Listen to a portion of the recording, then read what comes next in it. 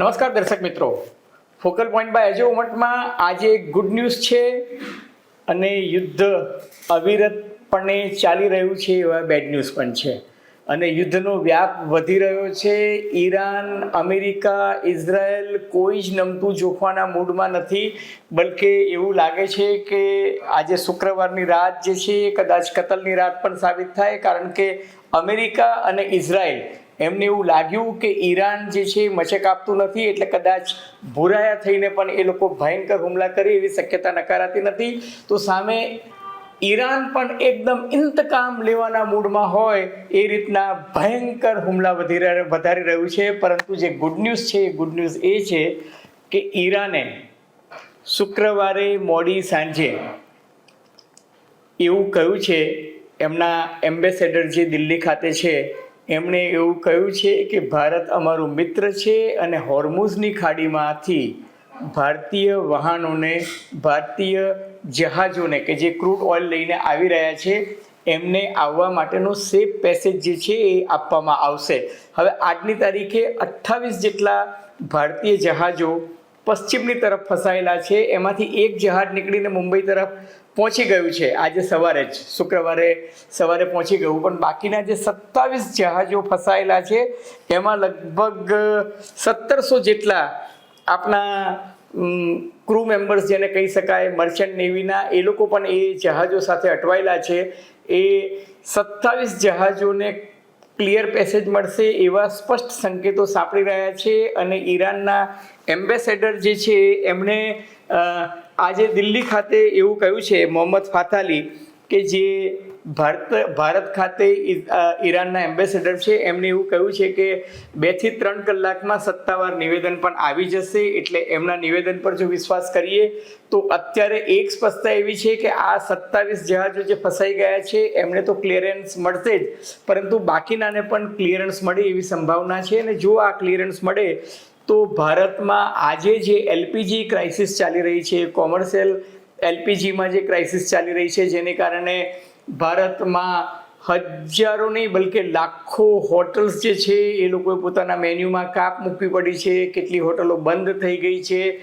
અને તમે જુઓ તો મહાનગરોમાં એલપીજીની નોંધણી જે છે એ સરેરાશ 55 લાખ થતી હતી, એની જગ્યાએ 75 લાખ જેટલી નોંધણી થઈ ગઈ છે. એટલું નહીં, 1 કિલોમીટરની લાઇનમાં લોકો ઊભા રહીને ગેસ સિલિન્ડર લેવા માટે પડાપડી કરી રહ્યા છે. એમાંથી કદાચ રાહત મળે એવી સંભાવના છે.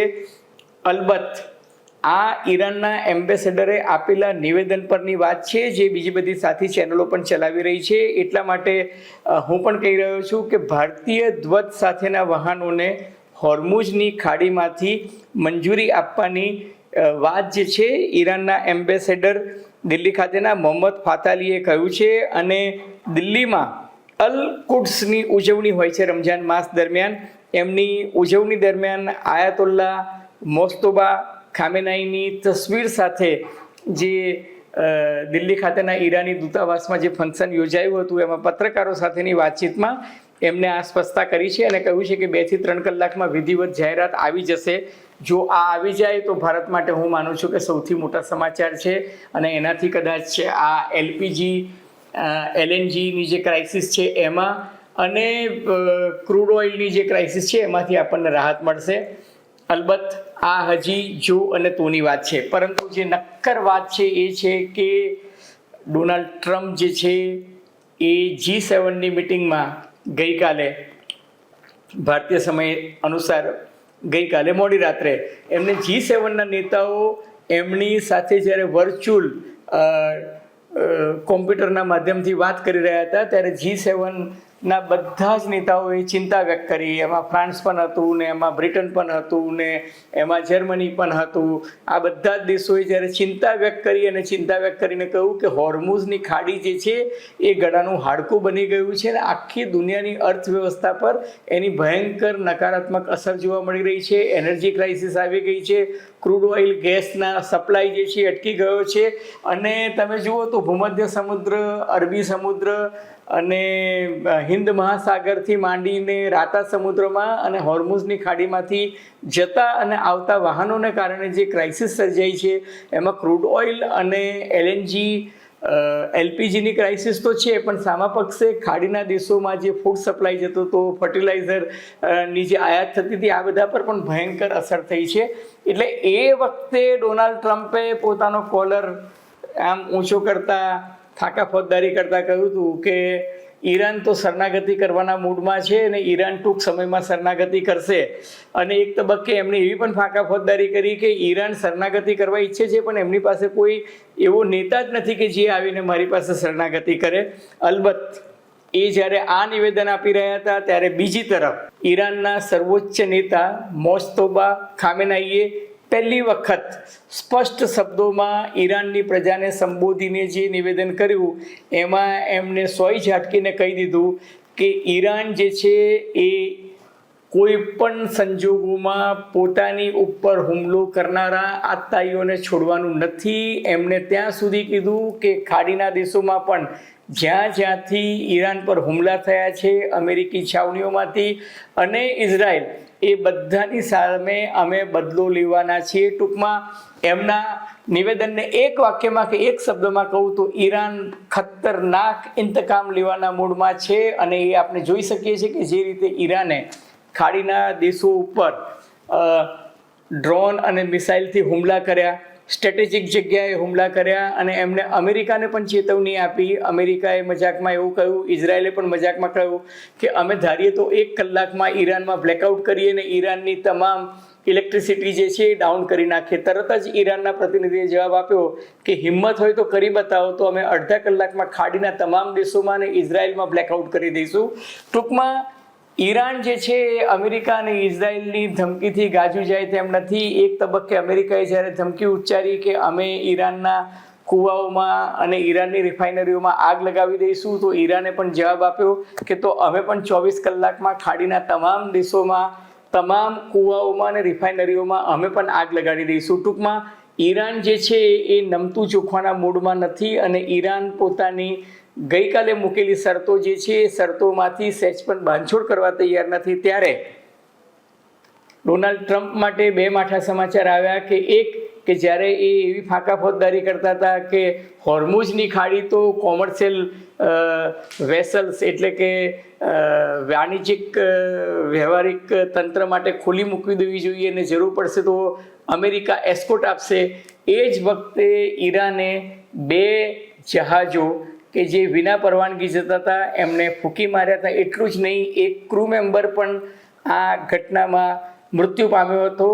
અને ત્યારબાદ હોર્મુઝની ખાડીમાંથી આવાગમન કરવાની કોશિશ કોઈએ કરવાની સાહસ જુટાવ્યું નથી. ઓન ધ કોન્ટ્રી માત્ર ને માત્ર ચીન અને રશિયાના જહાજોને જ અત્યાર સુધી જવાની મંજૂરી ત્યાંથી મળી રહી છે. ભારત માટે સારા સમાચાર છે જો આ મંજૂરી મળી જાય તો, કારણ કે જે દરિયામાં સુરંગો કઈ જગ્યાએ પાથરી છે અને કઈ જગ્યાએ દરિયામાંથી એ લોકો હુમલા કરી શકે એની જે સ્ટ્રેટેજિક વ્યૂહાત્મક જાણકારી જે છે ઈરાનના નૌકાદળના જવાનો સિવાય કોઈની પાસે નથી. બીજા અમેરિકા માટે માઠા સમાચાર એ આવ્યા કે ઈરાનનું એક ફાઇટર જેટ પ્લેન પશ્ચિમ ઈરાકમાંથી પસાર થઈ અને જઈ રહ્યું હતું અને એનું જે મિડ એર ફ્યુઅલિંગ થાય એ મિડ એર રિફ્યુઅલિંગ કરનાર બોઈંગ કંપનીનું KC-13 નામનું જે એક જહાજ હતું એ મિડ એરમાં ક્રેશ થયું અને ઉડી ગયું. હવે ઈરાની નૌકાદળ અને ઈરાની લશ્કરના પ્રવક્તાએ કહ્યું કે અમે અમેરિકાના આ જહાજને ફૂંકી માર્યું છે. સામા પક્ષે પહેલાં અમેરિકાએ એવી સ્પષ્ટતા કરી કે આ ફ્રેન્ડલી ફાયરિંગમાં, એટલે કે ઈરાકમાંથી જે ફ્રેન્ડલી ફાયરિંગ થયું, હવે કોઈ ફ્રેન્ડલી ફાયરિંગ તો કોઈ કરીને પોતાનું જ વિમાન ન ઉડાડે, પણ એવું અમેરિકાએ શરૂઆતમાં કહ્યું ને પછી પાછળથી એવી સ્પષ્ટતા કરતાં કહ્યું કે ઈરાકે પણ નથી ઉડાવ્યું, ઈરાને પણ નથી ઉડાવ્યું, પરંતુ પ્લેન જે છે મિડ એરમાં ક્રેશ થયું છે. અલબત્ત આ બધી જુઓ અને તોની વાતો છે, પરંતુ એક વાત સ્પષ્ટ છે કે અમેરિકાના પેન્ટાગોને અને એમના સેન્ટ્રલ કમાન્ડ સેન્ટરે સ્વીકાર્યું છે કે 6 અમેરિકી લશ્કરી જવાનો આ ઘટનાક્રમને કારણે મૃત્યુ પામ્યા છે. આપણે જાણીએ છીએ કે અગાઉ પણ અમેરિકાના લગભગ 6 થી 7 લશ્કરી જવાનો જે છે એ આ યુદ્ધમાં મૃત્યુ પામ્યા છે. અને અમેરિકામાં એક પણ લશ્કરી જવાન જો શહીદ થાય તો ત્યાં કેટલી મોટી કાગારોડ મચે છે એ આપણે સૌ જાણીએ છીએ. ટ્રમ્પ G7ના નેતાઓને મળ્યા પછી થોડા કૂણા પડ્યા છે. એટલું જ નહીં, એમને પ્રતીતિ થઈ છે કે દુનિયાના તમામ દેશો ક્રૂડ ઓઇલ ક્રાઇસિસને કારણે જે વૈશ્વિક અર્થવ્યવસ્થા પર જે પ્રેશર આવ્યું છે એનાથી અપસેટ છે. એટલે ડોનાલ્ડ ટ્રમ્પે 2 મહત્ત્વના નિર્ણયો એમની સરકાર દ્વારા લીધા છે. એક કે અમેરિકાએ પોતાનું જે પેટ્રોલિયમ રિઝર્વ જે છે એ છૂટું કરવાની જાહેરાત કરી છે. અલબત્ત કેટલો જથ્થો છોડશે એ ખબર નથી, કારણ કે અગાઉ ઇન્ટરનેશનલ એનર્જી એજન્સી છે એને પણ 40 કરોડ બેરલ મુક્ત કરવાની વાત કરી હતી, પણ દુનિયાની રોજની જરૂરિયાત 10 કરોડ બેરલની છે. એટલે 40 કરોડને કારણે માત્ર 4 દિવસ દુનિયાની જે ડિમાન્ડ છે એને રાહત મળશે. અમેરિકા કેટલા કરોડ બેરલ મુક્ત કરે છે હજુ આપણે જાણતા નથી, પરંતુ અમેરિકાએ ચોક્કસ જાહેરાત કરી છે કે અમેરિકા પાસે જે રિઝર્વ જથ્થો છે એમાંથી ખાસો જથ્થો અમેરિકા મુક્ત કરશે. અને બીજી અમેરિકાએ મહત્ત્વની જાહેરાત કરી છે, જેમ એમણે ભારતને અગાઉ છૂટ આપી હતી કે તમે 30 દિવસ માટે રશિયા પાસેથી ક્રૂડ ઓઇલ ખરીદી શકો છો, એમ અમેરિકાએ બીજી આજે મહત્ત્વની જાહેરાત કરતાં કહ્યું છે કે રશિયાના જેટલા પણ વહાણો મધદરિયે હોય એ મધદરિયે જેટલા પણ રશિયન જહાજો હોય એની પાસેથી દુનિયાનો કોઈ પણ દેશ જો ક્રૂડ ઓઇલ ખરીદશે તો અમેરિકાએ જે પ્રતિબંધ લાદ્યા છે રશિયા સામેના એ આ કિસ્સા પૂરતા એને એ પ્રતિબંધમાંથી મુક્તિ મળશે. ટૂંકમાં વ્લાદિમીર પુતિનનું રશિયા જે છે એ આ યુદ્ધના કારણે ફાવી ગયું છે એવું આપણે ચોક્કસ કહી શકાય. પણ કુલ મિલાકે હું તમને એટલું ચોક્કસ કહું કે દુનિયાભરમાં તજજ્ઞો એવું સ્વીકારી રહ્યા છે કે અમેરિકાએ આ યુદ્ધમાં ઉતાવળ કરી અને થોડુંક મિસકેલ્ક્યુલેશન કર્યું, અથવા તો એવું કહેવાય છે કે ઇઝરાયલના દબાણ હેઠળ અમેરિકાએ યુદ્ધ જે છે એ ઉતાવળે કર્યું છે. પરંતુ હવે કદાચ પસ્તાવાનો વારો આવ્યો છે, કારણ કે યુદ્ધ શરૂ કરવાનું કામ સહેલું છે, પણ ઈરાક એવું કહે છે કે અમેરિકા અને ઇઝરાયલે યુદ્ધ શરૂ કર્યું છે, એનો અંત અમે લાવીશું, અમે 10 વર્ષ સુધી યુદ્ધ જે છે એ ચલાવવા માટે સજ્જ છીએ. અને હવે ઈરાન જે રીતે ઇઝરાયલ પર હુમલા કરી રહ્યું છે, ઈરાન હવે જે રીતના પોતાની સુપરસોનિક અને હાઇપરસોનિક મિસાઇલથી ખાના ખરાબી સર્જી રહ્યું છે ઇઝરાયલમાં, અલબત્ત ઈરાનની ઉપર પણ એટલા જ ખતરનાક હુમલા થઈ રહ્યા છે અમેરિકા દ્વારા અને ઇઝરાયલ દ્વારા. અને તહેરાન અને આસપાસના વિસ્તારોમાં ભયંકર નુકસાન પણ થયું છે, પરંતુ ઈરાન જે છે એ નુકસાનની કોઈ પણ જાતની ચિંતા કર્યા વગર અલગ અલગ દેશો પર હુમલા કરી રહ્યું છે. અને આજે પણ ઇઝરાયલે તહેરાન પર ખાસા હુમલા કર્યા છે, તો સામા પક્ષે ઈરાને પણ ગલ્ફના જે દેશો છે, સંયુક્ત આરબ અમીરાત હોય કે સાઉદી અરેબિયા હોય કે બહેરીન હોય કે કુવેત હોય કે કતાર હોય, આ બધા જ દેશો પર ઈરાને પણ હુમલા ચાલુ રાખ્યા છે. હુથી ચાચિયાઓ જે છે એ લોકોએ રાતા સમુદ્ર પર કબજો લઈ લીધો છે, તો હિઝબુલ્લા જે છે ઇઝરાયલના લશ્કરને દક્ષિણ લેબેનોનમાં ભયંકર લડાઈ આપી રહ્યા છે. અને એની વચ્ચે એક ડેવલપમેન્ટ એવું સાંભળ્યું છે કે ઈરાને જે રીતે મધ્ય એશિયામાંથી રડાર, જે અમેરિકી રડાર હતા એ એર ડિફેન્સ સિસ્ટમ, થાર્ડ મિસાઇલના લોન્ચિંગ સ્ટેશન્સ અને ડિફેન્સ ફેસિલિટીને જે ખાસું નુકસાન પહોંચાડ્યું, ત્યારબાદ જે ખાડીના દેશો હતા, ખાસ કરીને સંયુક્ત અરબ અમીરાતથી માંડીને સાઉદી અરેબિયા ને બહેરીન ને કતાર ને કુવેત, આ બધા દેશોની મળેલી મિટિંગમાં એવી ચિંતા વ્યક્ત કરવામાં આવી છે કે અમેરિકા દ્વારા જે સુરક્ષા અને સલામતીની જે ખાતરી આપવામાં આવી હતી, ઇન્ટરસેપ્ટર મિસાઇલ્સનો જે જથ્થો અહીં પૂરતો રાખવામાં આવ્યો હતો, એ જથ્થો જે છે એ ઇઝરાયલ માટે વધારે વપરાઈ રહ્યો છે અને ખાડીના દેશોને જે જોઈતી પૂરતી સુરક્ષા જે છે એ મળતી નથી. આ ઘટનાક્રમ દરમિયાન કુવેતના પૂર્વ વડાપ્રધાન હમદ બિન જાસિમે જે નિવેદન કર્યું છે એ નિવેદન બહુ જ વાયરલ થયું છે. ને એમણે એવું કહ્યું છે કે અમેરિકા અને ઇઝરાયલની વ્યૂહરચના ખાડીના દેશોમાં ઈરાન વર્સિસ આરબ, એટલે કે ઈરાન વિરુદ્ધ ખાડીના દેશો વચ્ચે યુદ્ધ થાય, એમાં અમેરિકા જે છે એ સત્તાવાર રીતે આરબ દેશોને શસ્ત્રો આપશે, બીજી બાજુથી ઈરાનને પણ 2 નંબરમાં શસ્ત્રો સપ્લાય કરવામાં આવશે. અને ઈરાન અને ખાડીના દેશો વચ્ચેનું યુદ્ધ લાંબુ ચાલે તો બંને દેશો સરવાળે ખોખરા થશે.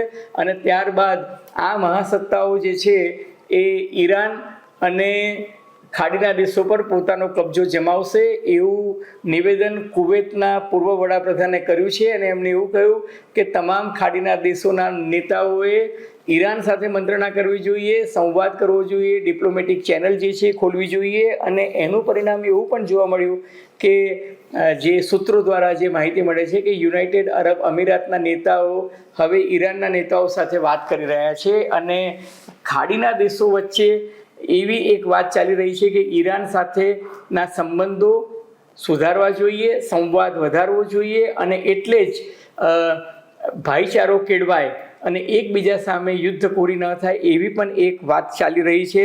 અલબત્ત આ બધી જો અને તોની વાતો છે, પણ આ યુદ્ધ જ્યારથી શરૂ થયું ત્યારથી શેર બજારની કેવી માઠી બેઠી છે એ તમે જુઓ તો છેલ્લા 13 દિવસમાં શેર બજારમાં રોકાણકારોએ કમસે કમ 50 લાખ કરોડ રૂપિયા ગુમાવ્યા છે. 2020 મે મહિનામાં જ્યારે કોરોના પીક પર હતો ત્યારે જેટલી ખાના ખરાબી નહોતી થઈ એટલી ખાના ખરાબી આ છેલ્લા 13 દિવસમાં શેર બજારમાં જોવા મળે છે. Foreign portfolio investors, foreign institutes, foreign investors એ લોકો બજારમાં માલ પછાડી રહ્યા છે, છૂટા હાથે વેચવાલી કરી રહ્યા છે. આજે સેન્સેક્સ 11 મહિનાની સૌથી નીચલી સપાટી પર 74,564 પર બંધ થયું. લગભગ 1400 પોઈન્ટ જેટલું શેર બજાર જે છે એ ડાઉન ગયું. છેલ્લા 13 દિવસમાંથી 6 દિવસ એવા હતા કે જ્યારે શેર બજારને 1000 પોઈન્ટના ઝટકા આવ્યા અને 2026ના આ 2.5 મહિનાની વાત કરું તો 11 મોટા એવા ધડાકા હતા કે જેમાં શેર બજાર 1000 પોઈન્ટથી નીચે ડાઉન ગયું. હવે ડોનાલ્ડ ટ્રમ્પ સાહેબે જે ભારત પર ટ્રેડ અને ટેરિફ ઝીક્યા હતા એમાંથી માંડ કડ વળી હતી અને 50% ટેરિફમાંથી આપણે રાહત મેળવીને એવું માનતા હતા કે હવે ભારતનું નિકાસ વધશે, ભારતમાં આયાત વધશે અને અમેરિકા સાથેની જે ટ્રેડ ડીલ થઈ છે એનો આપણને ફાયદો મળશે. પરંતુ એ જે હનીમૂન પીરિયડ જે છે એ હનીમૂન પીરિયડ ઓછો નીકળ્યો અને પાછું આ યુદ્ધનું ગ્રહણ લાગ્યું. એને કારણે માર્કેટનું કેપિટલાઇઝેશન જે છે એમાં 429.82 લાખ રૂપિયાનો 429.82 લાખ કરોડનો ફટકો પડ્યો છે. એટલું જ નહીં, એફએમસીજી, આઈટી, ટેક્સેર્સ, બેન્કોમાં અને રિયાલિટીમાં બધા જ સેક્ટર જે છે એ તમને લાલ જોવા મળે છે. પીએસયુમાં પણ એકદમ રેડ લાઇન જોવા મળે છે. બેંક નિફ્ટી જે છે એ પણ ડાઉન જોવા મળે છે. અલબત્ત આ ટ્રેન્ડ માત્ર ભારતમાં છે એવું નથી. એશિયાના શેર બજાર તમે જુઓ, Korea, Taiwan, Japan, Thailand, Malaysia, Indonesia, Pakistan બધી જ જગ્યાએ શેર બજાર કમસે કમ 5 થી 12% છેલ્લા 12-13 દિવસમાં ડાઉન થયું છે. તો યુરોપમાં જર્મની, ફ્રાન્સ અને ઇટલીના શેર બજાર 7 થી 8% જેટલા ડાઉન ગયા છે. અમેરિકાના શેર બજાર જે છે એ પણ લગભગ 6% સુધી એક તબક્કે ડાઉન ગયા હતા. પરંતુ આને પરિણામે ભારતીય રૂપિયો જે છે એ ઘસાઈને નવા તળિયે 92.45 રૂપિયા પર આજે આવી ગયો છે. $1 સામે રૂપિયો 92.45 પર આવી ગયો છે. એક તબક્કે તો 92.95 એટલે ઓલમોસ્ટ 93 રૂપિયાને અડી ગયો હતો. આજની નિફ્ટીની વાત કરું તો 23,200 સુધી નિફ્ટી જે છે એ ડાઉન ગઈ છે. એટલે એપ્રિલ 15ની જે ગયા વર્ષે એપ્રિલ 15નું જે હતું ને પછી જે ગેપ સાથે માર્કેટ ખુલ્યું હતું ઓલમોસ્ટ એ સિચ્યુએશન પર આવી ગયું છે. ને તજજ્ઞો એવું કહે છે કે નિફ્ટી જે છે 22,800ની બોટમ કદાચ બનાવી શકે, પરંતુ crude oil crisis, LPG crisis, LNG crisis અને વૈશ્વિક અર્થવ્યવસ્થા જે રીતના ખોરંભે પડી રહી છે એ જો પરિસ્થિતિ ચાલે અને જો નિફ્ટી 22,800થી પણ નીચે જાય તો પછી તળિયું ક્યાં આવશે, સપોર્ટ લેવલ ક્યાં આવશે એની કલ્પના કરવી દુષ્કર છે. આ સમગ્ર ઘટનાક્રમમાં ડોલર ઇન્ડેક્સ છે એ મજબૂત થઈને 99.98 એટલે ઓલમોસ્ટ 100 પોઈન્ટ પર પહોંચી ગયો છે. એટલે ડોલર ઇન્ડેક્સ મજબૂત થયો છે. પરંતુ અમેરિકી ડેટા જે છે એ બહુ જ ખરાબ આવ્યા છે. અમેરિકામાં ગ્રોથ જે છે એ જોબલેસનેસ દેખાય છે. એટલું જ નહીં, અમેરિકાના ગ્રોથનું આકલન જે 1.4% ચોથા ક્વાર્ટરમાં જે કરવામાં આવ્યું હતું અમેરિકાની જે સાયકલ છે એ પ્રમાણે એને બદલે 0.7% એટલે લગભગ અંદાજ કરતાં અડધો જ ગ્રોથ દેખાઈ રહ્યો છે. અને આવતીકાલે જે ફેડ રેટની મિટિંગ મળવાની છે એમાં અમેરિકામાં વ્યાજદર ઘટે એવી કોઈ સંભાવના દેખાતી નથી. અમેરિકી ડેટા જે છે એ વ્યાજદરને ઘટાડવાની સંમતિ આપે એવી શક્યતા નથી. અમેરિકન બોન્ડની હાલત પણ જોતાં એવું જ લાગે છે. પરંતુ દુનિયાભરમાં કોઈ પણ સેન્ટ્રલ બેંક જે છે એ આજે વ્યાજદર ઘટાડવાની સ્થિતિમાં છે નહીં. શ્રીમાન ડોનાલ્ડ ટ્રમ્પ અને ઇઝરાયેલી વડાપ્રધાન બેન્જામિન નેતન્યાહુએ આ યુદ્ધની જે શરૂઆત કરી છે એની સજા કદાચ આખું વિશ્વ ભોગવી રહ્યું છે. સમગ્ર માનવતા એની સજા ભોગવી રહી છે. આપણે પ્રાર્થના કરીએ. હું દરેક એપિસોડમાં કહું છું કે યુદ્ધ જે છે એ કોઈના માટે ઈચ્છનીય નથી, ઇષ્ટ નથી. યુદ્ધના અંતે છેલ્લે સંવાદ જ કરવો પડે છે.